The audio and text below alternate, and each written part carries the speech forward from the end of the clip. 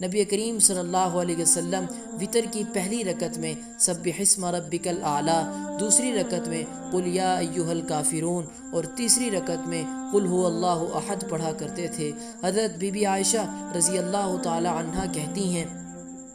کہ آن حضرت صلی اللہ علیہ وسلم کے زمانے میں سورج گرہن ہوا تو رسول کریم صلی اللہ علیہ وسلم مسجد میں تشریف لے گئے، لوگوں نے صف باندھ لی، آپ صلی اللہ علیہ وسلم نے تکبیر کہہ کر نماز پڑھائی، قرات شروع کی اور لمبی قرات کی، پھر تکبیر کہہ کر رکوع کیا اور لمبا رکوع کیا، پھر سر اٹھایا اور سمیع اللہ لمن حمدہ ربنا لک الحمد کہا، پھر کھڑے ہوئے اور لمبی قرات کی مگر پہلی دفعہ سے کچھ کم تھی، پھر تکبیر کہی اور رکوع کیا، لمبا رکوع کیا مگر پہلی بار سے کم تھا، پھر سمیع اللہ لمن حمدہ ربنا لک الحمد کہا، پھر وہ رکعت پوری کی۔ اس طرح دوسری رکعت پڑھی، اس وقت آپ صلی اللہ علیہ وسلم نے 4 رکوع کیے اور 4 سجدے کیے اور نماز سے فراغت سے قبل ہی آفتاب صاف ہو گیا تھا۔ پھر آپ صلی اللہ علیہ وسلم نے کھڑے ہو کر خطبہ ارشاد فرمایا، اللہ کی حمد و ثنا بیان کی جیسا کہ وہ لائق